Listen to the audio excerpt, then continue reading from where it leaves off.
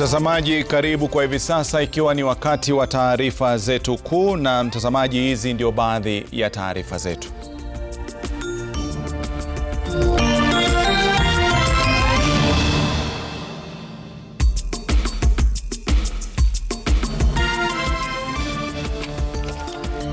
Watu 12 waaga dunia kufuatia ajali mbili tofauti zilizotokea eneo moja katika barabara ya Nairobi kuelekea Nakuru.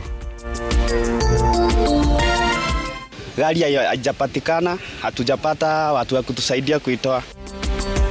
Shughuli ya kuopoa miili ya watu wawili waliofariki baada ya gari lao kuanguka katika mto Nyamindi huko Kirinyaga inaendelea.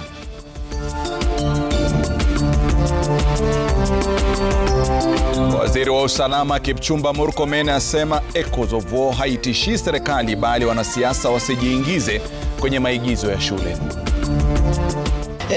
Tukikosa usalama wa kitaifa, bila shaka nchi nzima kila kitu kitasimama.